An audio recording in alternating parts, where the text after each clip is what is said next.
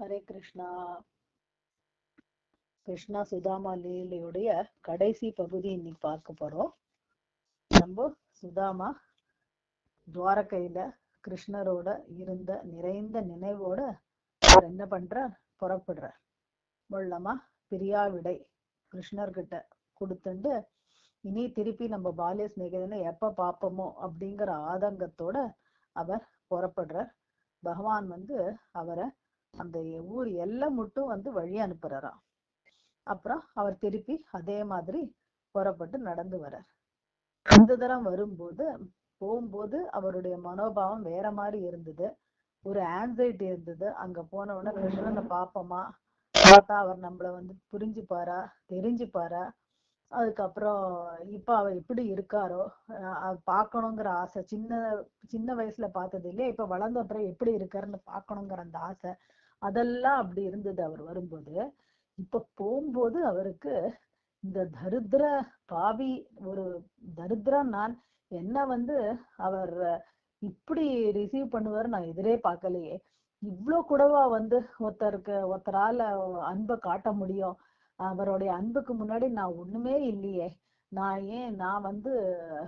அந்த அளவுக்கு அன்பு காட்டணும்னா நான் என்ன பண்ணணும்? அது மட்டும் இல்லாம அந்த அளவு அன்புக்கு நான் தகுதியானவனானே எனக்கு தெரியலையே.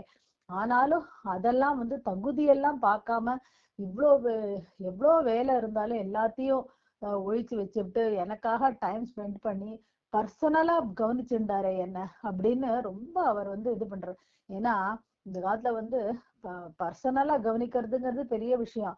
நமக்கு போனா போறது யாரா நமக்கு ஹெல்ப் கேட்டு வந்தானாக்க ஏதாவது நம்ம வேற யாரையாவது அனுப்பிச்சு செய்ய சொல்லிடுவோம் தவிர நம்மளா போய் நின்று பண்றதுங்கிறது பெரிய ஒரு விஷயமாவே போயின்னு இருக்கு. ஆனா இங்க பகவான் எவ்வளவு பிஸி, துவாரகாதேசன் ராஜா, அவருக்கு எவ்வளவு வேலை இருக்கும். எல்லாத்தையும் விட்டுட்டு இங்க தன்னுடைய பக்தன், தன்னுடைய சகா, பிரிய சகா சுதாமா, அவரை எப்படி சந்தோஷப்படுத்தணும் அப்படிங்கறது மெயினா வச்சுண்டு அவர் பண்ணினார். அதனாலதான் பகவானுக்கு பக்த வத்சலன் அப்படின்னு பேரு. அந்த வாத்சல்யம், அந்த வாஞ்ச, எப்படி ஒரு அம்மா பசு தன்னுடைய கண்ணுக்குட்டிக்கு காட்டுற பார்த்தல அந்த வாஞ்சைக்கு ஈடே கிடையாது. அந்த மாதிரியான வாஞ்சை பகவான் அவருடைய நெருங்கிய சகாக்களுக்கும் அவருடைய பக்தர்களுக்கும் அவர் அப்படி கொடுத்துட்டு இருக்கிறார் அந்த அன்பை. அது அவளால் தான் உணர முடியும். ஆக்சுவலா பகவான் எல்லாருக்கும் கொடுக்கிறார். அவர் ஏன்னா அவர் என்ன சொல்றார், சமூகம் சர்வபூதேஷுங்கிற, எல்லாருக்கும் சமமானவன் தான். ஆனா மத்தவாளால அதை அப்ரிஷியேட் பண்ண முடியறது இல்ல. எப்படி ஒரு குருடன் நடந்து போகும்போது ஒரு வைரக்கல்லே அவன் காலில் பட்டா கூட அவன் ஏதோ கல்லுந்தான் தூக்கி போட்டு போயிட்டே இருப்பான், அதோட வேல்யூ தெரியாது. அதே மாதிரி பக்தனுக்கு மட்டும்தான் எல்லாத்துலயும் அந்த பகவானுடைய அந்த வார்ம்த், அந்த பகவானுடைய அந்த ஒரு அவருடைய பிரசன்ஸ் பக்தர்களால மட்டும்தான் உணர முடியும். இங்க அந்த வாத்சல்யத்தை இவர் அனுபவிச்சிருக்காரு இல்லையா. அனுபவிச்சு அந்த பிரம்மானந்தத்தோட அவர் போயின்னு இருக்கார். அப்படி போற அவருக்கே தெரியாம எவ்வளவு தூரம் நடந்தோம், எவ்வளவு சீக்கிரம் வந்தோங்கிறதே தெரியல. அவர் வந்தானாக்கா போர்பந்தருக்கு வந்துடுறார். பழகின இடம், அதனால மனசு எங்க இருந்தா கூட கால் தானா கொண்டு அவருடைய வீட்டு முன்னாடி நிறுத்திடுறது. அவர் வீட்டு முன்னாடி நிற்கிறார், வீடை பார்க்கறார். இப்படி பார்க்கறார், ஒரு பெரிய ஒரு துவாரகையில தான் நிறைய ராஜமஹல் எல்லாம் பார்த்தார், பெரிய பெரிய அரண்மனைகள் எல்லாம் பார்த்தார். இங்கேயும் பார்த்தாருனாக்க கிட்டத்தட்ட துவாரகையில பார்த்த வீடு மாதிரியே ஒரு சின்ன அரண்மனை முன்னாடி இவர் நிற்கிறார். இவர் திருப்பி கண்ணால் பார்க்கறார். பார்த்தா திருப்பி இவர் துவாரகைக்கே போயிட்டோமா, நம்ம நம்ம ஊருக்கு நடந்து வரோம்ல நினைச்சிட்டு இருக்கோம், திருப்பி இங்கே வந்துட்டோமோ அப்படின்னுட்டு அக்கம் பக்கம் பார்க்கறார். அக்கம் பக்கம் பார்த்த வீடெல்லாம் பார்த்தா இவ ஊர்ல இருக்கிற பழைய வீடு மாதிரிதான் இருக்கு.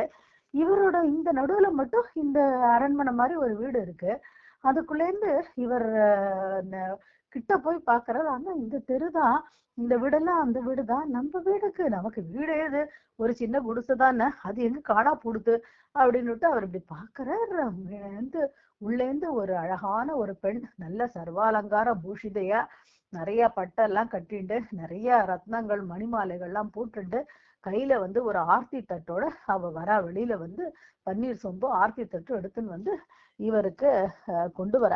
இவர் பாக்குறாரு, யார் இந்த அம்மா, என்ன நமக்கு ஆர்த்தி எடுக்க வராளே, நம்ம என்ன செஞ்சுட்டோம் அப்படின்னுட்டு நம்ம வீடு எங்க போச்சுன்னே தெரியல, இந்த அம்மா யாரும் தெரியலையேன்னு அவ வந்து அவருக்கு நமஸ்காரம் பண்ணிட்டு சுவாமி அப்படிங்கிறா.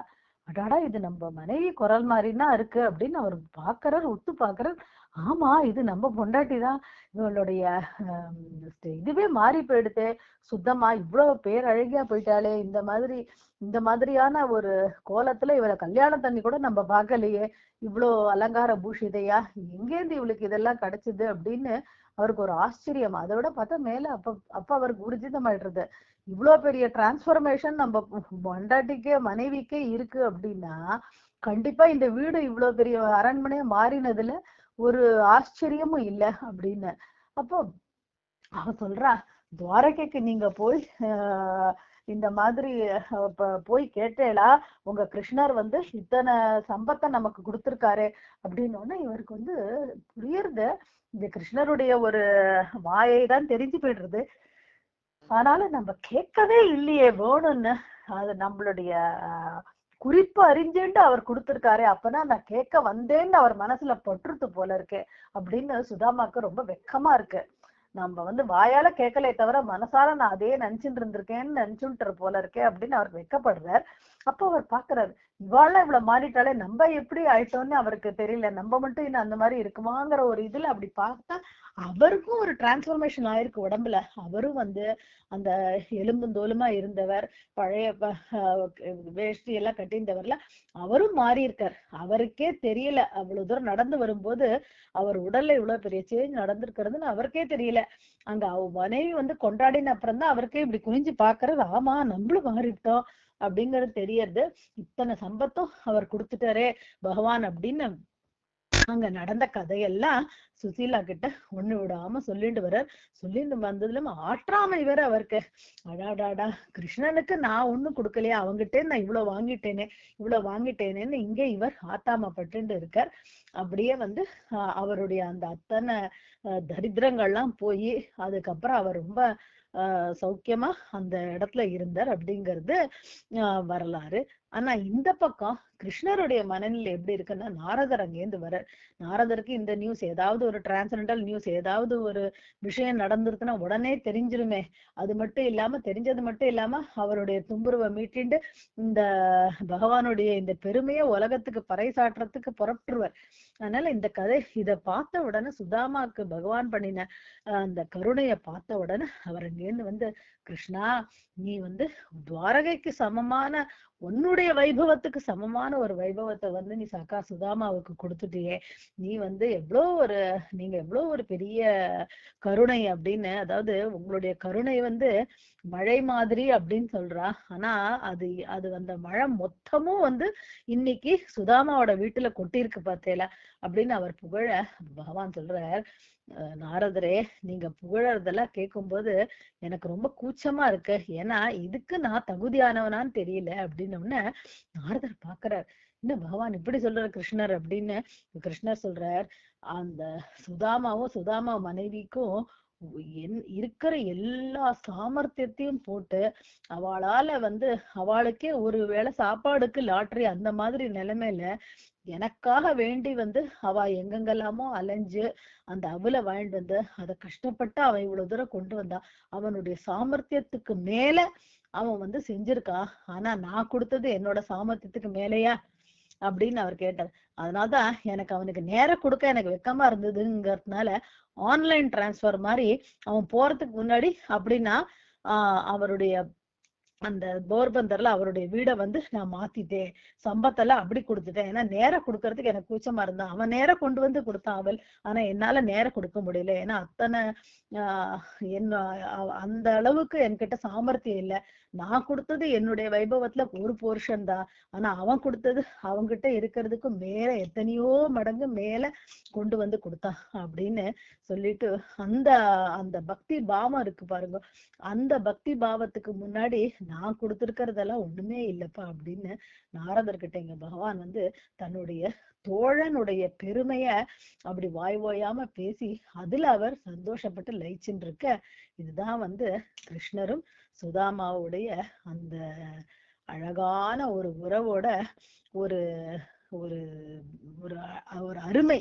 அத ரசிச்சு ரசிச்சு எத்தனை தடவை இந்த லீலை எல்லாருக்கும் தெரிஞ்ச கதைதான். ஆனா எத்தனை தடவை பாகவதத்துல படிச்சாலோ எத்தனை தடவை கேட்டாலோ ஒரு தரமும் பகவானுடைய அந்த சுதாமாவும் கிருஷ்ணருக்கும் எப்படி ஒரு அன்பு உறவு இருந்ததோ அதே மாதிரி இன்னைக்காவது ஒரு நாள் நமக்கும் பகவானுக்கும் ஒரு உறவு வராதா அப்படிங்கிற ஏக்கத்தை உண்டு பண்ற மாதிரியான ஒரு லீலை.